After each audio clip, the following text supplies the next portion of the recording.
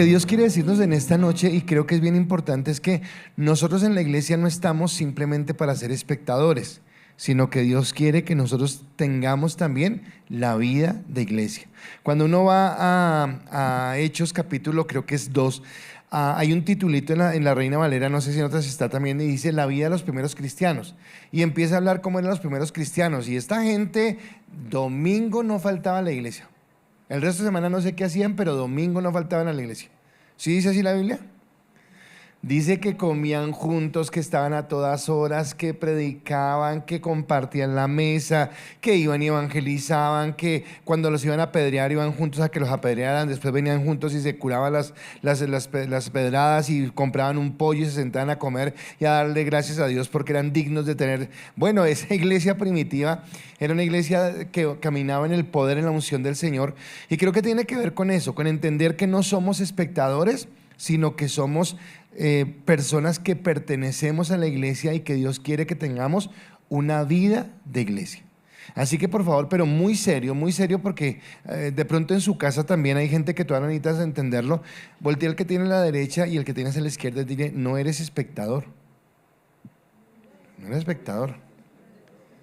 O sea, ¿qué quiere decir eso? Que estamos ahí a trabajar en la obra. Por eso he titulado el mensaje en esta noche, el privilegio de servir. El privilegio de servir. ¿Sí será un privilegio servir?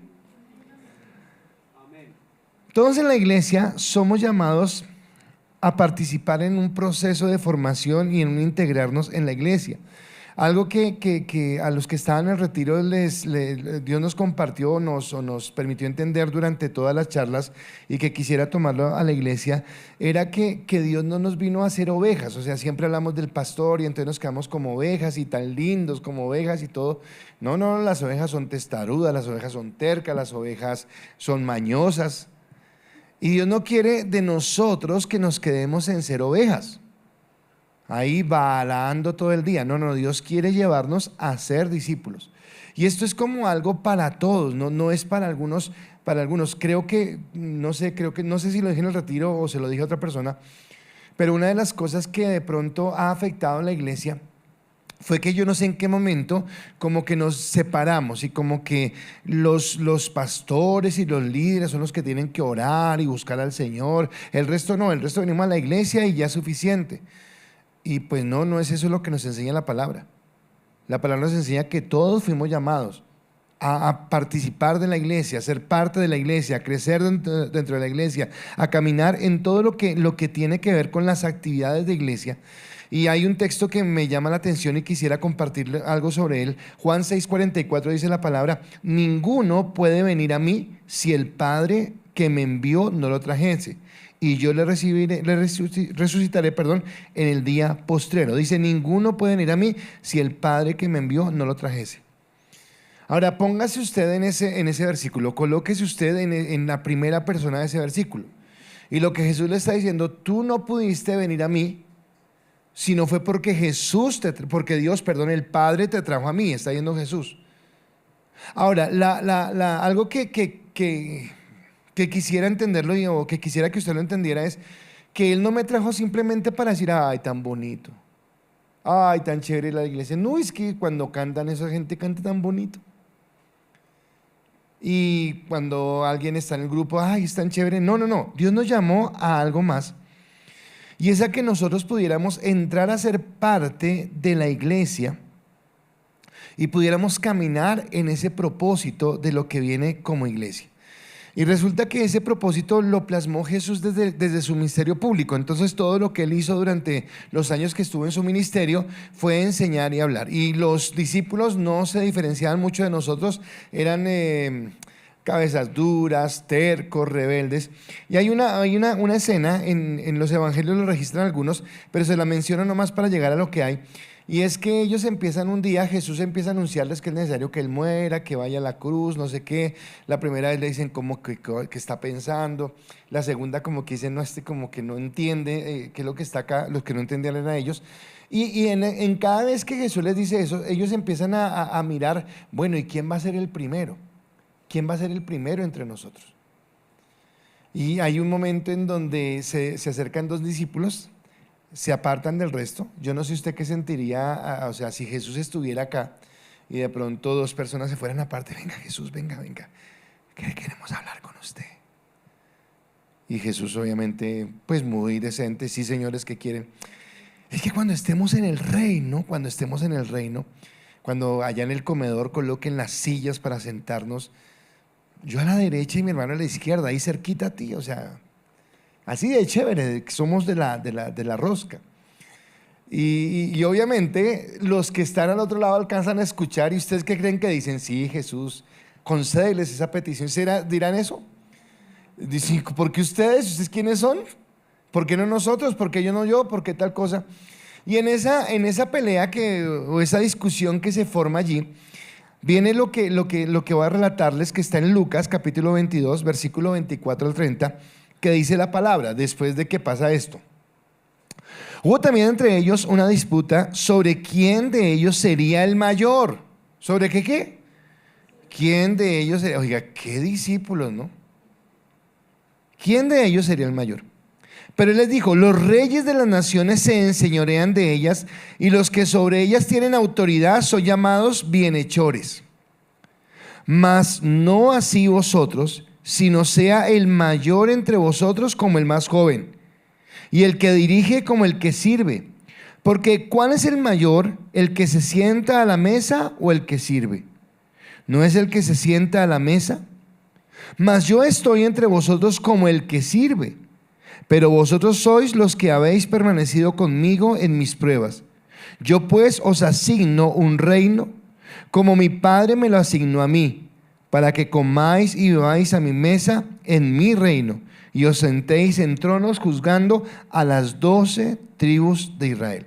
Ahora, este texto tiene muchas cosas que nos pueden hablar de lo que Dios quiere, pero no voy a ahondar tanto en cada término, hay mucho que hablarle, pero quisiera empezar hablando acerca de lo que hay. Hay una discusión sobre lo que está pasando en ellos, y es algo que todavía se ve entre nosotros. ¿Quién es el más grande? ¿Quién es el principal? ¿Quién es el que se destaca? Y generalmente caemos en esto porque tenemos sentimientos de superioridad, o porque tenemos un deseo de ser aceptados, o porque buscamos el reconocimiento. Y eso hace generalmente que nosotros queramos buscar los mejores lugares, las mejores posiciones, o que recibamos los mejores comentarios. Yo quisiera que siempre se hablara bien del pastor, que siempre se hablara bien de lo que hace, que siempre se hablara bien de lo que predica, que siempre se dijera, oye, qué bueno es el pastor, pero si me dicen algo malo, como que no me gusta, como que no es tan bueno. Si estoy liderando, si estoy ejecutando, si estoy haciendo algo. Ellos están allí siguiendo a Jesús, han caminado con el mismo Jesús, pero en su corazón todavía hay estas contiendas, hay estas peleas. Y Jesús como que, ok. Y algo que me impacta es que estamos hablando de cuando nos estamos acercando al momento decisivo de Jesús por el cual Él viene. Así que yo creo que en su humanidad Jesús, acercándose a ese momento, está ya como que en su mente en eso, lo que le espera, la traición, la humillación, el vituperio, los azotes, la humillación que va a tener más adelante, el cargar la cruz, la crucifixión. Él está pensando en eso. Y seguramente está tratando de mantenerse firme en el Señor, que Él le fortalezca, que Él le bendiga, que Él pueda llevarlo. Y los discípulos le salen con estas. Le salen con una pelea. Y tal vez lo que están mostrando, por un lado, es su inmadurez, pero por otro lado lo que están mostrando es como que ellos no han entendido, en primer lugar, bien qué es lo que Jesús les ha explicado hasta ese momento, y en segundo lugar, cuál es la dimensión de su reino, qué es lo que Jesús vino a cumplir realmente. Y Jesús hace como que saca de contexto, pero creo que tiene una razón, y es que Él le dice, ok, listo, ustedes quieren ser los principales. Y como que Él se va a lo más top de la sociedad y dice, hablemos de los que son gobernantes, hablemos de los que son reyes. Y déjeme parafrasearlo para que usted entienda. Dice Jesús de una manera irónica, está diciendo, ustedes o ellos mismos se han colocado el título de bienhechores. Ellos se han colocado el título de que hacen lo bueno. Pero dice, ¿no son ellos los tiranos? ¿No son ellos los que los subyugan? ¿No son ellos los que a través de impuestos o a través de mandatos o a través de normas los están de una manera u otra cada día sumiendo más en pobreza o en dolor, en tristeza? Dice, cuando queremos el liderazgo de la manera como el mundo lo ofrece, generalmente el liderazgo, cuando lo hacemos o lo ejecutamos como el mundo lo ofrece, es un liderazgo que pretende aplastar al resto, que pretende humillar al resto, que pretende pasar por encima de, que pretende colocarse como la autoridad, como aquel que tiene el poder para mandar, para determinar, y que todo el resto esté como a la expectativa de que necesita, que quiere, para cumplir, para escuchar, para hacer caso a lo que se quiere. Pero Jesús les dice, yo quiero mostrarles una forma diferente, y lo hace diciendo, mas no así vosotros. O sea, no como ellos, no de la manera de ellos.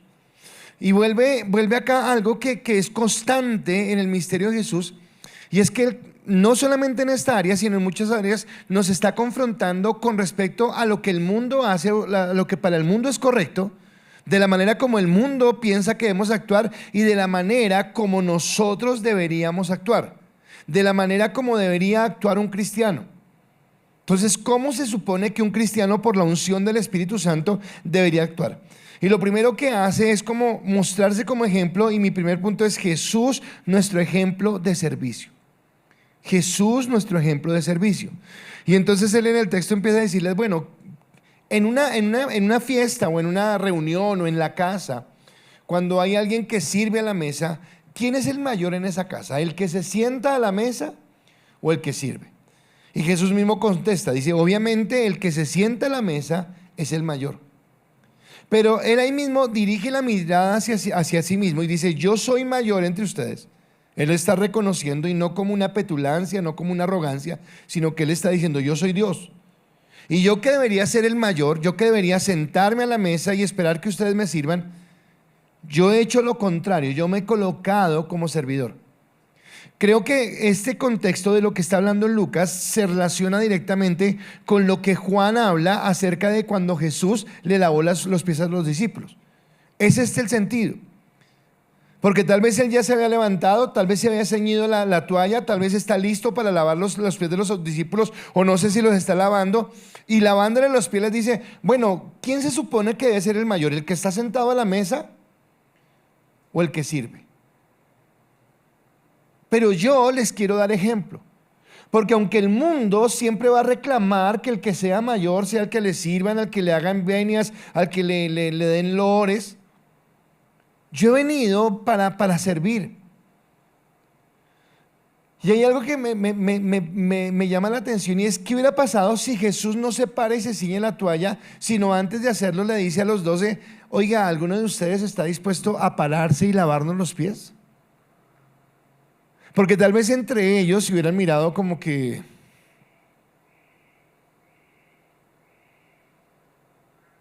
ahora, ¿qué pasa entre nosotros si muchas veces no es lo mismo?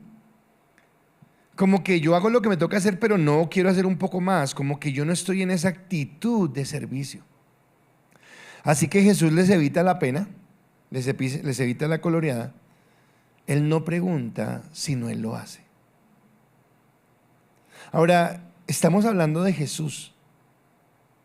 Yo no sé qué sintieron ellos, porque generalmente cuando uno recibe algo que uno no espera de alguien que está sobre autoridad, en lugar de sentirse feliz, a veces como que uno se incomoda porque uno dice, no, qué pena, yo debería, y esa persona lo está haciendo.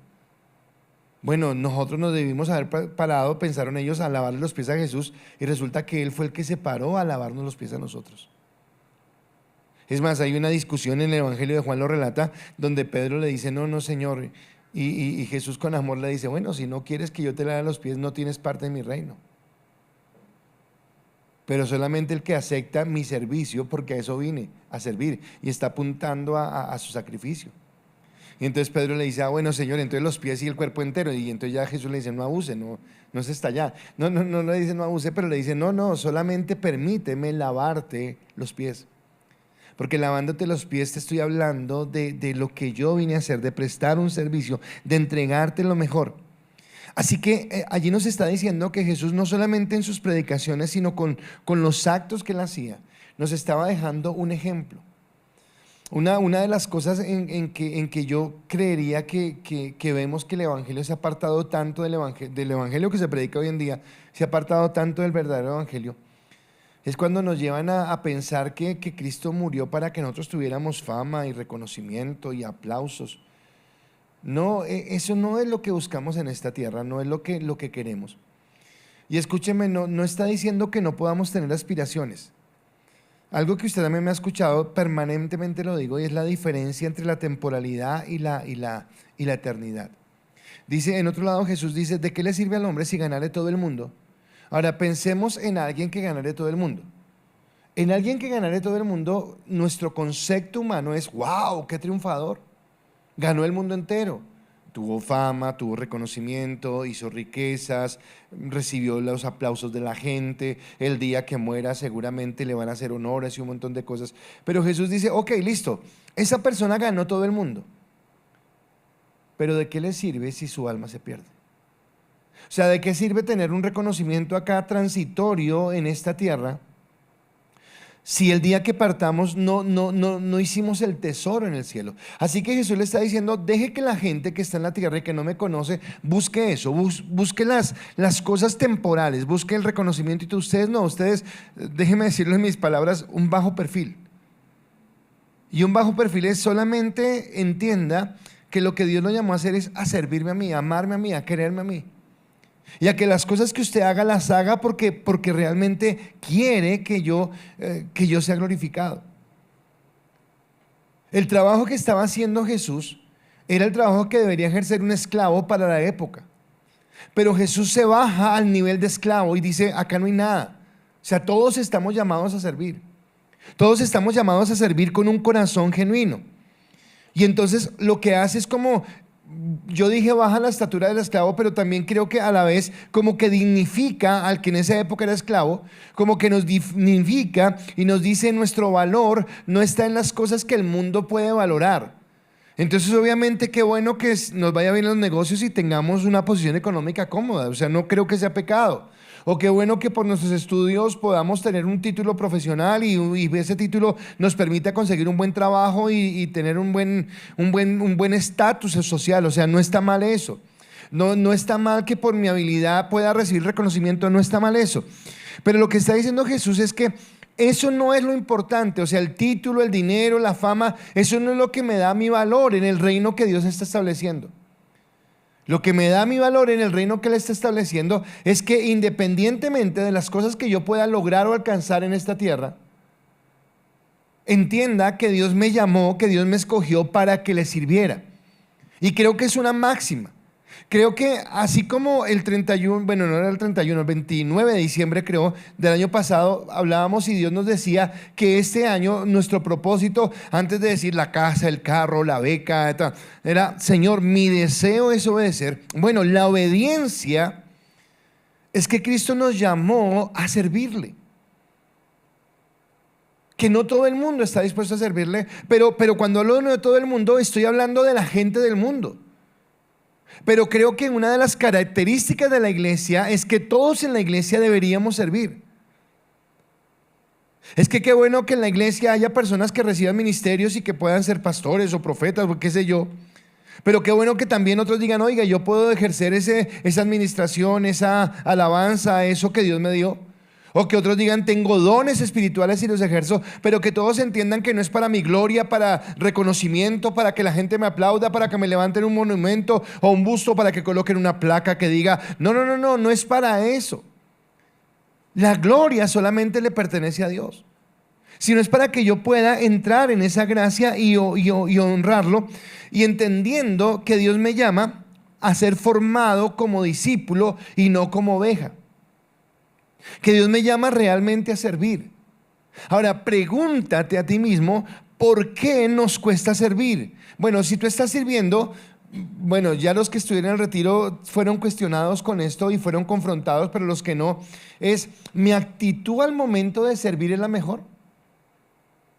¿Estoy siendo testimonio Yo le decía en el retiro algo, y había un cuestionario, y les decía, todos cuando tenemos un equipo de trabajo, y estoy hablando a los que hacen parte de un ministerio y no fueron al retiro, todos en un equipo de trabajo tenemos unos hermanos, y tenemos unos hermanos, y entonces yo decía, ¿y usted cuál de los dos es? ¿Usted es el que alegra a los demás, o usted es el que... Ay, hermanito, ¿cómo le explico que se pare acá? ¿Cómo le explico que llegue a tal hora? ¿Cómo le explico que haga caso? ¿Cómo le explico que no cancele? ¿Cómo le explico que queremos que lo hagamos bien? ¿De acuerdo? Pero que es para todos. No es solamente para algunos. Nosotros leemos en la palabra que había 12. Pero también habla que hubo 70 y también habla que hubo 120. Y también habla que en la iglesia primitiva, cuando Jesús es ascendido al cielo, había como 500 escuchándole, y a los 500 que estaban allá, Él no dijo, ustedes 500, esperen un momentico, vengan acá los 11. No, no, no. Él le dijo a todos, vayan y hagan discípulos, vayan y lleven el evangelio, vayan y sirvan. Cuando se presenta la primera murmuración en la iglesia, porque la gente estaba siendo desatendida, porque la gente quería que alguien viniera a su mesa y le sirviera, los mismos apóstoles, guiados por el Espíritu Santo, dicen, oiga, busquen entre la iglesia gente de buen testimonio, llena del Espíritu Santo, que tenga una sabiduría. Uy, ¿qué los van a poner a hacer? Los van a poner a predicar acá. No, no, no. Necesitamos que limpien las mesas y que recojan los platos. Pero que sean de testimonio. Y esos que limpiaron las mesas, recogieron los platos y empezaron, más adelante son los evangelistas, más adelante es el primer mártir, más adelante, ¿por qué? Porque vamos creciendo en el servicio y Dios nos va proyectando a lo que Él quiere. Así que Jesús es el ejemplo. Jesús es el ejemplo de que nosotros estamos llamados a servir, que estamos llamados a que mostremos la gloria del Señor a través de nuestro servicio. Filipenses 2 del 5 al 8 es uno de mis textos bien confrontantes, que dice, allá pues, es más, va a aparecer como dice en la Biblia, pero déjeme leerlo en primera persona, lo va a leer para mí, pero tómelo como si fuera para usted. Y diría la palabra así, haya pues en mí el mismo sentir que hubo también en Cristo Jesús, el cual siendo en forma de Dios no estimó el ser igual a Dios como cosa que aferrarse, sino que se despojó a sí mismo, tomando forma de siervo, hecho semejante a los hombres, y estando en condición de hombre se humilló a sí mismo, haciéndose obediente hasta la muerte, y muerte de cruz. Haya pues en mí este sentir, haya pues en mí el sentir que hubo en Cristo. Voy a doblegar, voy a entregar mi talento, voy a entregar mi habilidad, voy a entender que Dios me llamó a servir. Ahora, sí habrá beneficios, sí habrá bendiciones, lo sé porque lo he vivido, lo sé porque lo veo en los siervos que están sirviendo, cómo Dios ha bendecido, cómo Dios ha prosperado, cómo Dios ha tomado el control de muchas de las áreas de su vida. Pero dice, haya en vosotros ese sentir que hubo en Cristo. O sea, no está diciendo es un consejo, oiga, los que quieran servir levanten su mano, no, no, no. Dice, haya en la iglesia el sentir. Creo que cuando colocó Dios este año como el año de obediencia, fue un año para sacudirnos y decirnos, bueno, estamos llamados estamos viviendo tiempos finales. Lo que escuchamos en las noticias, hay una discusión ahora por la inteligencia artificial, porque la inteligencia ahora está compitiendo con una China que es más económica, y hubo un colapso en la bolsa de valores por un montón de cosas. Cómo la inteligencia está desplazando al hombre, cómo los nuevos virus, cómo las amenazas de guerra, cómo los conflictos, cómo las peleas, cómo un montón de cosas. Y tal vez siendo este el tiempo de predicar, siempre siendo este el tiempo de servir en la iglesia, siempre estamos en la misma pelea que ellos. ¿Quién será mayor? ¿Quién me sirve? Necesito que alguien me mire, necesito que alguien me ayude. Y acá es donde Dios nos confronta. Ahora, la segunda parte que quiero es que servimos con la mirada en la eternidad. Y para mí esto es importante. Yo sirvo con la mirada en la eternidad. Ahora, no estoy diciendo que usted no pueda tener sueños acá. Sí, téngalos. Pero que los sueños que usted tenga acá no sean el todo de su vida, no se conviertan en el objetivo final. Algo que hablábamos en el encuentro era que a veces confundíamos propósito con metas. Y las metas las tenemos todos. Meta de alcanzar una carrera, meta de comprar un carro, meta de comprar la casa, meta de esto. Pero cuando alcanzo esa meta, seguramente ya se me acaba el incentivo y necesito buscar otra meta para seguir teniendo un motivo de vida. Una meta no es el propósito. Metas son cosas que yo alcanzo en un momento determinado en esta tierra. Pero el propósito es para qué estoy en esta tierra, porque Dios me colocó en esta tierra, porque Él me llamó. Si la palabra en Efesios dice que Él te escogió desde antes de la fundación del mundo, si Él te escogió, bueno, ¿por qué te escogió? ¿Para qué te escogió? ¿Necesitaba alguien que calentara la silla en la que estás sentado? No te escogió para eso, no te escogió para calentar una silla. Elí pensó que Dios lo había llamado para calentar una silla y un día se fue de espaldas y se desnucó. Porque no entendió que había algo más. No entendió que había una responsabilidad. No entendió que tenía que ir a algo más allá. Los discípulos habían sido testigos con Jesús de sus pruebas. Ahora, ¿qué habían atestiguado ellos? Habían atestiguado, por ejemplo, que Jesús había pasado por procesos de tentación y que había superado la tentación. Cuando va al desierto y durante 40 días y 40 noches hace un ayuno, al final del ayuno Satanás se le aparece y lo tienta, pero Jesús en su poder supera esa tentación y los discípulos lo ven o son conscientes de ellos porque lo registran en los evangelios. Jesús, siendo Dios, estando en el cielo eterno, hablamos de que Jesús es el primer misionero, el primer evangelista, el primero que se incomoda a venir a la tierra. Y hay un texto donde dice: el Hijo del Hombre no tiene dónde recostar su cabeza. Dice: las zorras tienen guaridas y los animales, pero el Hijo del Hombre no tiene dónde recostar su cabeza. O sea, Él vino y vivió incómodamente. Cuando miramos esto y creo que, escúcheme, una de las cosas, nuevamente vengo al evangelio equivocado que nos han dado. A veces nosotros en nuestra humanidad creo que esa es la razón, entonces pensamos que lo que el evangelio nos dice no es tan llamativo, entonces tenemos que colocarlo llamativo. Porque que nos digan que nuestro paladín, nuestro héroe, nuestro ejemplo a seguir no tenía donde recostar la cabeza, que nuestro ejemplo a seguir decía que era necesario morir, pues resulta que eso no es tan halagador, no es tan llamativo, no es algo que nos llame la atención. Yo quiero que me digan es que voy a triunfar, que voy a estar bien. No, ese no es el mensaje del evangelio. El evangelio me confronta con mi realidad, me confronta con mi debilidad, me confronta con mi arrogancia, me confronta con mi pecado y me muestra cómo Jesús fue perfecto en cada uno de ellos y sufrió privaciones, pero no sufrió solamente privaciones, sino Él también sufrió penas.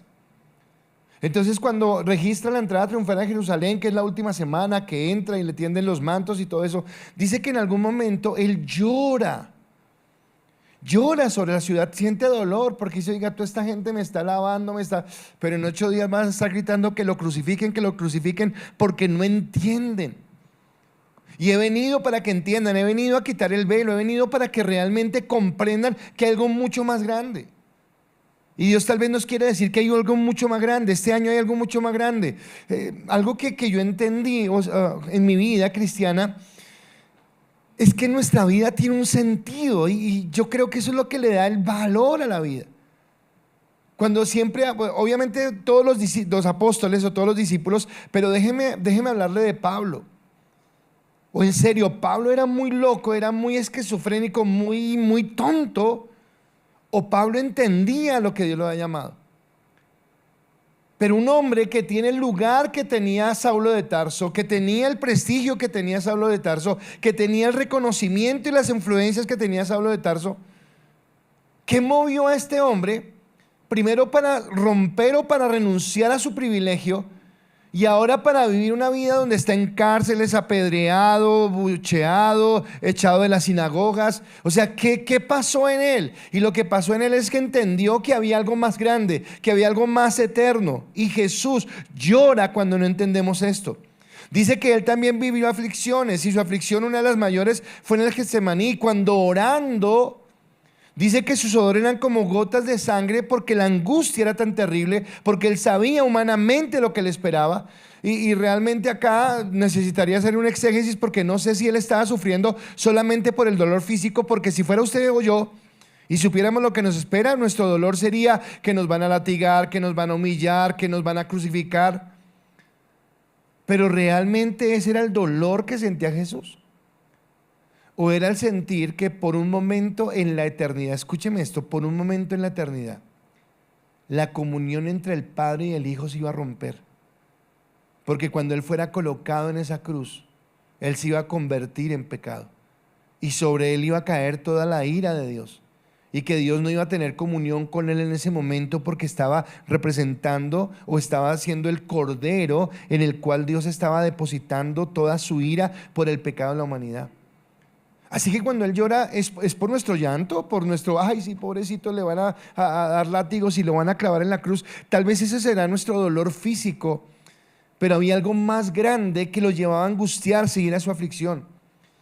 Y acá estos que lo vieron en dolor, en angustia, en aflicción, aún no había atravesado el vituperio, la crucifixión, la muerte, la humillación que iba a vivir. Así que Jesús hace todo esto primero para redimirnos. Obviamente Él nos redime, pero Él no solamente nos redime, sino nos da un ejemplo.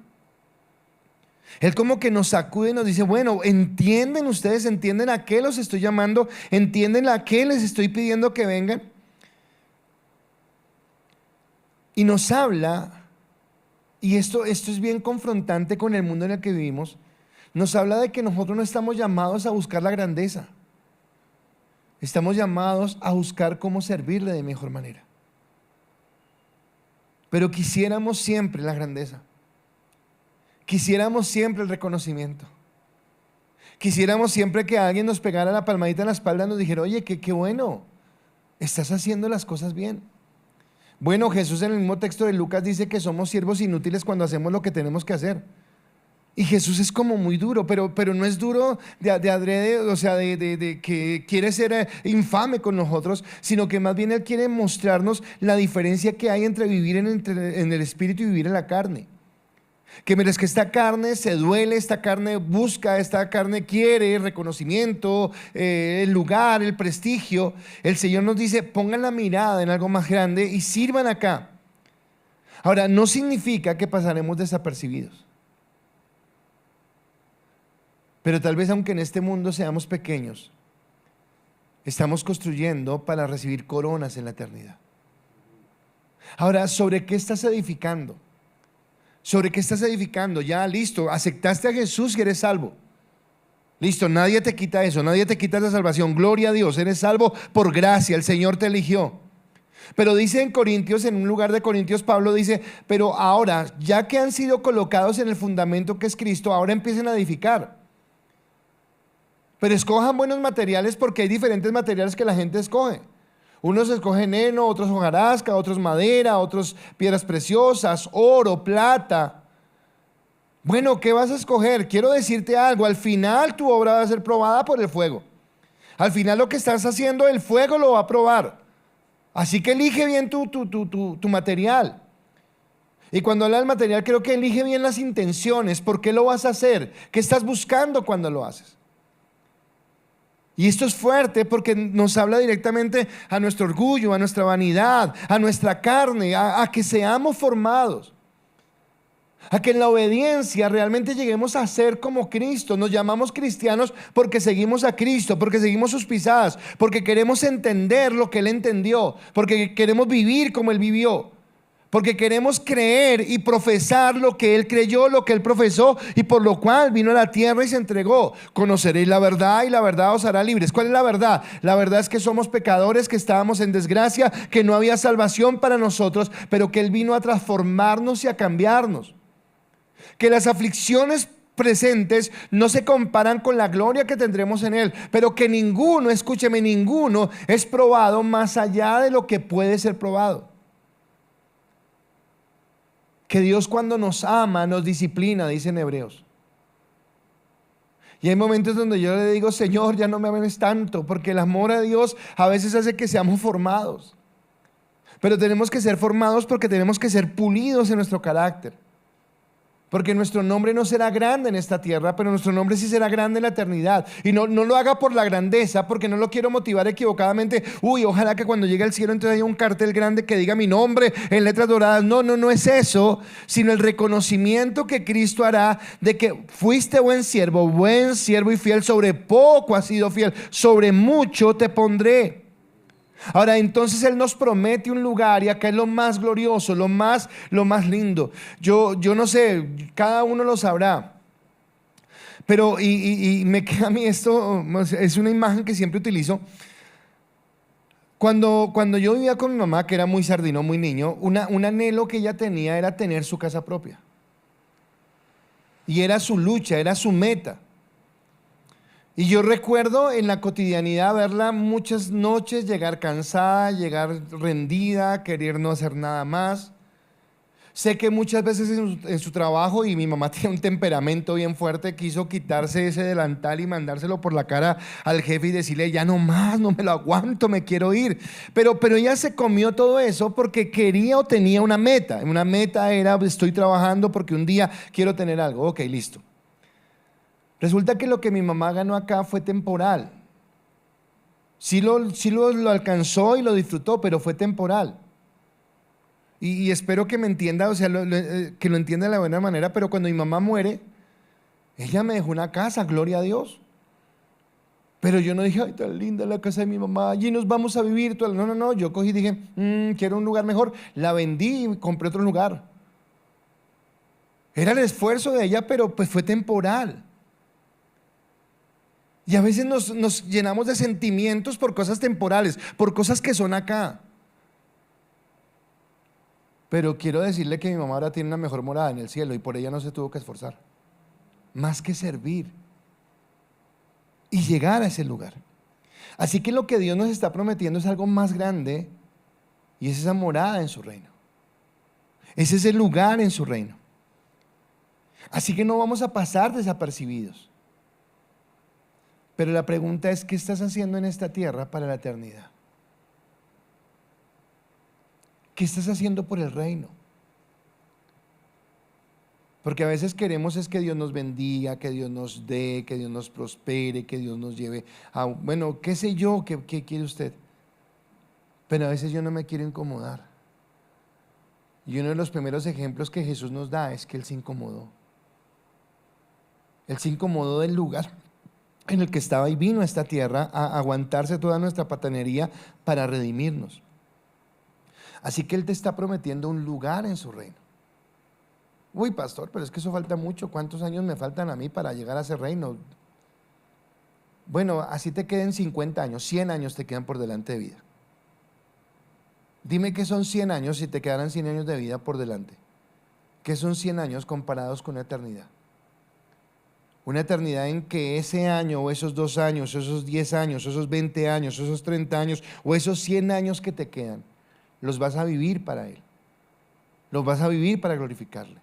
Y un día vas a tener el reconocimiento. Dice que allí gobernaremos a su lado y a su forma. No gobernaremos como se gobierna acá en este mundo, sino gobernaremos al lado de Jesús y gobernaremos a la forma de Él. Y la revelación que Juan recibe en el Apocalipsis nos dice a nosotros sobre esto. Apocalipsis capítulo 5, versículo 9 y 10 dice, y cantaban un nuevo cántico diciendo, digno eres de tomar el libro y de abrir sus sellos. Porque tú fuiste inmolado y con tu sangre nos has redimido para Dios, de todo linaje y lengua, pueblo y nación. Y nos has hecho para nuestro Dios reyes y sacerdotes y reinaremos sobre la tierra. Nos has hecho reyes y sacerdotes. Tenemos un nombre, tenemos un lugar. Ahora ese nombre y ese lugar no es reconocido en esta tierra. Mañana cuando se suba al Transmilenio nadie dice, viene el rey, viene la reina. No, nadie te va a decir nada, nadie lo va a reconocer. En este mundo, a menos que tus hermanos en Cristo puedan ver el fruto de tu ministerio, nadie afuera lo va a ver. En tu familia se van a burlar, tus amigos se van a burlar, perdiendo usted el tiempo allá, haciendo cosas que no debe hacer, en vez de preocuparse por lo suyo. Y es la mentira del diablo, en vez de hacer lo que usted tiene que hacer. Pero dice que Dios nos ha hecho reyes y sacerdotes, que nos ha dado una esencia, y esto no se puede entender sino por la revelación. ¿Por qué vienes a la iglesia? ¿Por qué estás unido al Señor? Porque realmente le ha tocado tu vida. Tuve una charla con alguien en el retiro, en la última parte, y esa persona me decía sobre una dualidad que había en esto que estamos hablando. No sé si seguir mis sueños o no sé si seguir los sueños de Dios sobre mi vida. Y yo le decía, es tu elección, y esa lucha la hemos tenido todos. Esa lucha lo tuve un momento yo en mi vida. Le dije, lo que quiero decirte es que al final de cuentas, si Él nos eligió, al final vamos a vivir los sueños de Dios en nuestra vida. El problema es que si yo elijo hacerlo a la buena o hacerlo a la novena. Pero vamos a cumplir el propósito de Dios. Así si lo entiendo, ¿por qué más bien no empiezo a caminar en ello y empiezo a ir hacia allí? Y le decía, es más, si tú tienes esa inquietud es el mejor testimonio de que el Espíritu Santo está en tu vida. Porque si el Espíritu Santo no estuviera en nuestra vida, simplemente no estaríamos acá. Porque simplemente esto no nos llenaría. La persona que dice, no me llena, no peleé con la persona, sino entienda el privilegio que usted tiene de haber sido llamado. Y entienda que ese llamado fue Dios el quien lo colocó. Y no piense en Dios como injusto porque no llama a todo el mundo. Piense en Dios que por amor lo llamó a usted. Y le permite caminar para proyectarse. Y le permite caminar para tener una vida de bendición. Ahora, lo que yo creo, lo que yo veo en mi vida y lo que veo en la vida de muchas personas que veo crecer en su ministerio, es que tal vez el encontrar el servicio a Dios, el encontrar en Dios la plenitud de su vida, es lo que hace que el resto de áreas sea cambiada. Conozco, no voy a decir nombres, pero conozco un matrimonio que tal vez antes de Cristo vivían en dolor, en peleas, en pleitos. Uno de ellos tenía éxito, tenía reconocimiento, tenía fama, tenía aplausos, mas sin embargo vivían en dolor al punto que un día su hogar se acabó. Se separaron. Su hijo tuvo que vivir dolor. Pero esta persona, que aunque no lo entendía, fue llamada por Dios, Dios lo llevó y lo colocó rostro en tierra. Tuvo que llevarla a entender que no podía sin Dios, y volvió a Dios y entendió quién era Dios y caminó en Dios. Y hoy camina en Dios. Y el hecho de caminar en Dios hace que su vida tenga un mayor beneficio, una mayor bendición que la que tenía antes de conocerlo. Y algo que yo dije acá una vez en un aniversario que teníamos en la iglesia, y se lo quiero repetir, es que hay una diferencia entre el éxito y el propósito y la plenitud. La plenitud es el término. Entonces mucha gente en esta tierra tiene éxito. Éxito en el deporte, éxito en el estudio, éxito en el negocio, éxito en algo, pero sobresale en esa área, en el deporte, sobresale. El resto de las áreas de su vida, buscando el éxito, se llevó por delante de su familia, o se llevó por delante de su salud, o se llevó por delante, qué sé yo. Tienen éxito, sí, tienen el aplauso, pero no tienen plenitud. Porque eso es como si usted viera un girasol y solamente un pétalo creciera y el resto de quedar ahí estancado. Un girasol con un solo pétalo creciendo y el resto estancado se ve feo, no es armónico. Pero la plenitud es que Dios nos permite crecer en todas las áreas. La plenitud es que mientras que yo, llevad mi yugo sobre vosotros y aprended de mí que soy manso y humilde.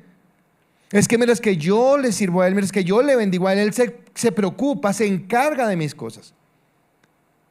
Él se encarga de lo que yo hago. Y yo quisiera que usted lo entendiera. ¿Por qué? Porque a veces perdemos el camino porque no lo entendemos. Así que en el último punto yo quiero decirle que hay beneficios al servir. Y el primer beneficio que yo encuentro es que nos identificamos con Cristo.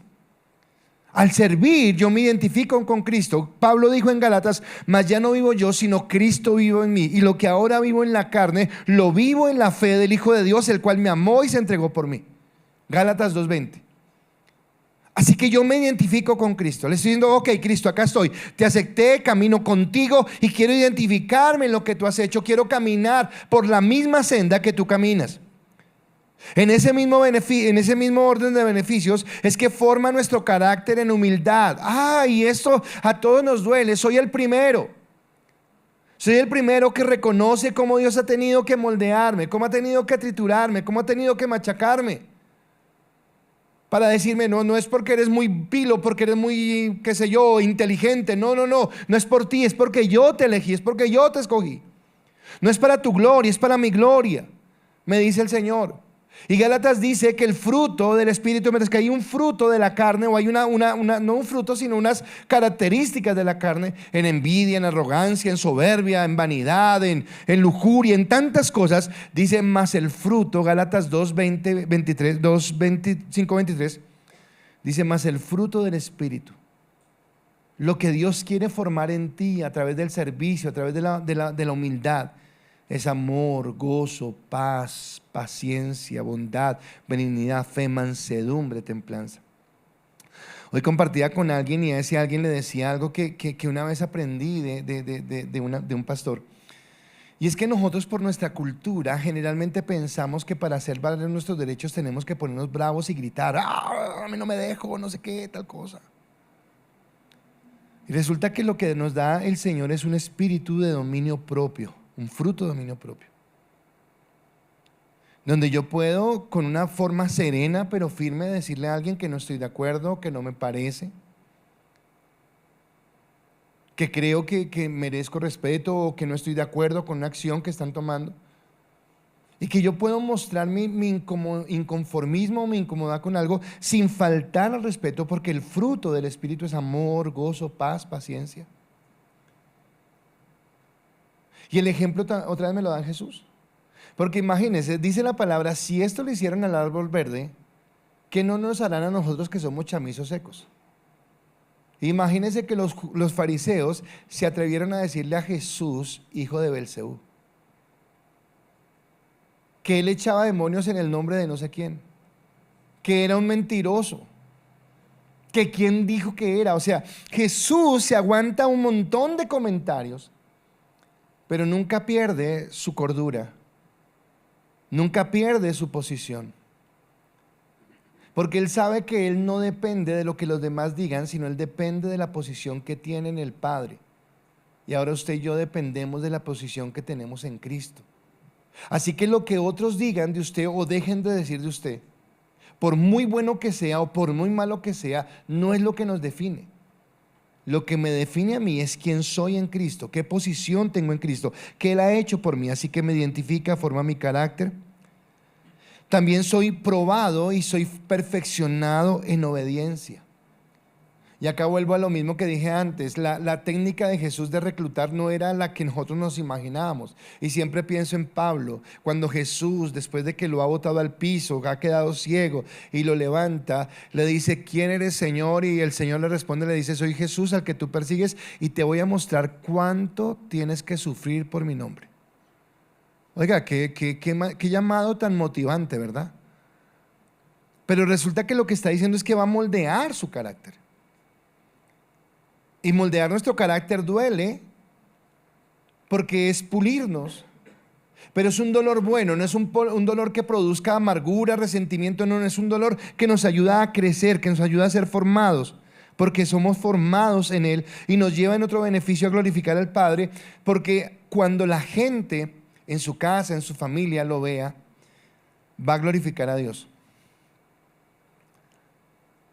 Hay una persona que creo que me está viendo porque generalmente nos sigue y me escribió en estos días para darme gracias a mí, aunque esa persona vuelvo y le digo las gracias se las damos a Dios porque es el que hace todo. Pero me decía algo así como gracias por estar en la vida de mi hijo porque he visto el crecimiento, que Dios le siga dando sabiduría. Entonces yo le decía, le damos la gloria a Dios por lo que Él ha hecho, pero le decía, espero que lo que Dios ha hecho en la vida de su hijo, el primer lugar donde sea testimonio sea en la familia. O sea, qué bueno cuando tú vas a tu casa, cuando tú vas con la gente que te rodea y la gente puede mirarte y decir, yo veo un cambio. Yo veo que tú actúas, piensas diferente, que en ti hay realmente una revelación de lo que Dios ha hecho. Así que Cristo nos quiere llevar a que realmente entendamos que el servicio hace parte. No es para unos pocos. Pastor, pero yo acá servicio, hay mucha gente acá. No hay mucha gente, falta. Todavía falta mucha gente. Pero no es porque falte gente, porque igual Dios proveerá a los que falten, sino es porque usted no pierda el privilegio de servir a Dios. Le daba gracias a Dios en el encuentro por ver el gran número de personas que sirven, aunque faltaron muchos. Y a los que faltaron nos hicieron mucha falta. Hubiéramos querido que estuvieran allá. Pero le da gracias a Dios por ellos, mas sin embargo aún no es suficiente. Porque la palabra dice que la mies es mucha y los obreros son pocos. Y es más, lo que estamos hablando es porque no solamente faltan obreros, sino faltan obreros que realmente entiendan el compromiso y entiendan el llamado y entiendan lo que Dios quiere. Así que si Cristo es real en tu vida, no te pierdas el privilegio de servir. Escúchame, si Cristo es real en tu vida, no te pierdas el privilegio de servir. Ok, ¿y cómo empezamos? Bueno, empieza por ser obediente. Y ser obediente, si tú aún no sirves en la iglesia, sé obediente asistiendo a un grupo. Sé obediente empezando el proceso en la iglesia, yendo a un encuentro y empezando a estudiar. ¿Sabes? Son cosas tan sencillas. Porque así yo digo, Señor, mi vida por ti, ¿qué quieres que haga? Y Él me dice, ve a un grupo. Ah, no, a mí eso no me gusta. Es lo más sencillo. Ve a un encuentro. Empieza a estudiar, empieza a formarte. No, no, ves que el domingo ya 2 horas de servicio ya es mucho. No, empieza a formarte. Si tú quieres algo, tienes que buscar esa parte. Si ya estás sirviendo, si ya estás en el servicio y ya estás en el ministerio, dile al Señor que forme en ti ese carácter de humildad, forme ese carácter de obediencia. Empieza a capacitarte. Algo que hablábamos era la necesidad de capacitarnos. Hay un seminario. Si usted ya terminó las escuelas, vaya al seminario, capacítese, entienda que usted pueda. Decíamos, a veces nosotros no sabemos cómo defender nuestro evangelio, ¿verdad? Y alguien nos dice, ¿y usted por qué es cristiano? Ay, es que es tan chévere. Pero bueno, pero ¿por qué más? No sé, me siento tan rico. Bueno, pero ¿qué hizo Dios en su vida? No, pues me perdonó, pero es que es tan chévere. Y como que nos quedamos sin argumentos. Y a veces cuando nos dicen que somos como tontos o como locos, pues si a mí me dijeran lo mismo, diría exactamente lo mismo. Una persona me hizo una pregunta al final del encuentro y me dijo, pastor, bueno, la misma persona que me decía, no sé qué hacer, y me dijo, ¿cuál es su convicción para servir a Dios? Imagine que alguien me pregunte a mí, pastor, ¿cuál es su convicción para servir a Dios? Y le digo, ay, es que es tan chévere. No, tiene que haber una convicción, tiene que haber algo que me motiva a mí a vivir esta vida, que me motiva a mí a servirle a Dios. He entendido que ha hecho Él en mi vida, soy testigo del amor de Dios en mi vida. Tenía un antes de Cristo y he visto cómo ahora hay un después de Cristo. He visto sus bendiciones, he visto su gracia, pero principalmente siento la obra del Espíritu Santo en mi vida que me lleva cada día a vivir en santidad, a anhelarlo, a obedecerlo y a vivir para Él. Así que yo puedo empezar de esa manera. Entonces, si no he empezado, empiezo a formarme. Si ya lo estoy haciendo, lo hago de la mejor manera. Pero ahora para todos, empezamos a participar de la iglesia. Vengo al servicio, participo en la oración, cuando hay ayuno voy al ayuno. ¿Por qué? Porque entiendo que estas cosas son las que me ayudan a crecer. O sea, yo no puedo crecer solamente viniendo cada 8 días a la iglesia y pare de contar. Y el domingo cuando venga a la iglesia, si la traigo, desempolvo la Biblia y la traigo. Si no la traigo, entonces simplemente escucho lo que me dicen. No, yo necesito diariamente estar con el Señor individualmente, de una manera particular, tener relación con Él. Pero también necesito con los hermanos. El tiempo de ayuno, el tiempo de velada, el tiempo de oración, el tiempo de intercesión. Porque nos ayuda a crecer, porque nos ayuda a caminar en lo que Dios quiere. Termino con esto. Dice Pablo, el apóstol que nos da ejemplo, dice en Romanos capítulo 12, versículo 3. Basado en el privilegio y la autoridad que Dios me ha dado, dice Pablo, le advierto a cada uno de ustedes lo siguiente: ninguno se crea mejor de lo que realmente es. Sean realistas al evaluarse a ustedes mismos. Hágalo según la medida de la fe que Dios les haya dado. ¿Sabe a qué nos llama Pablo? A ser humildes. A no creer que somos más que nadie, o que tenemos mayor conocimiento que nadie, o que somos más sabios que nadie, o que servimos más que otros. No. Todo mundo en la medida que Dios le ha dado.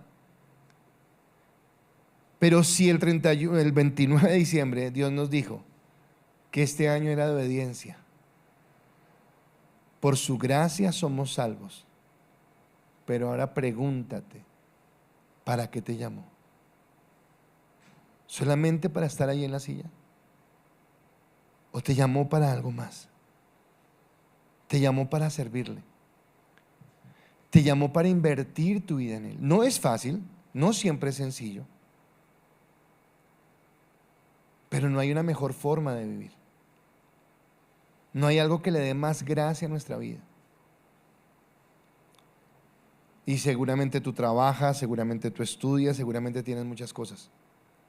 Aparta tiempo para Dios también. Y vas a ver cómo Dios multiplica, cómo Dios bendice, cómo Dios te da nuevas fuerzas y cómo Dios obra. para que en la temporalidad de esta vida puedas ver su mano de bendición en tus proyectos, en tus sueños, en el bienestar de vida que tú anhelas. Pero principalmente para que entiendas que el día que partas de esta tierra a su presencia, puedas saber que has edificado, que has construido, que has abonado para tu eternidad. Y qué bueno que el día que llegues a su presencia el Señor te diga: buen siervo y fiel. En lo poco fuiste fiel, sobre mucho te pondré. Somos una iglesia que quiere crecer en la palabra, que quiere entender que nuestro centro es la palabra. Y si tomamos la palabra nos habla del servicio. La palabra no nos llama, en la colonia de abejas, hay obreras y hay zánganos, ¿cierto? Eso es en la colonia de abejas. Pero en las hormigas todos trabajan. Bueno, la iglesia no es una colonia de abejas. La iglesia es como las hormigas, todos trabajamos. Y a veces las ovejas ni siquiera, dice la palabra, necesitan gobernante, no necesitan quien las mande, sino que saben. Sirve a Dios, te desafío. Empieza este año, pregunta: ¿cómo hago? ¿Cuál es mi grupo? Ya este viernes y este sábado hay grupos. Empecemos. Y hagamos de la iglesia nuestra familia. Ay, pastor, es que es el problema, es que es la iglesia. Bueno, ¿sabe por qué estamos en iglesia? Porque nos afilamos unos a otros, porque nos sacamos chispas unos a otros, porque somos de diferentes caracteres, de diferentes formas, de diferentes regiones, de diferentes niveles educativos, de diferentes cosas. Pero nos lleva a que yo con mi hermano me voy puliendo. Seguramente yo soy el pulimento para alguien. Seguramente, ay, otra vez ese pastor. Y seguramente yo tendría otras que son unas lijas que, uy, Señor, uy, esto duele. Pero así es que somos formados. Así es que crecemos. Y así es que vamos yendo a la gloria y a la gracia de Dios.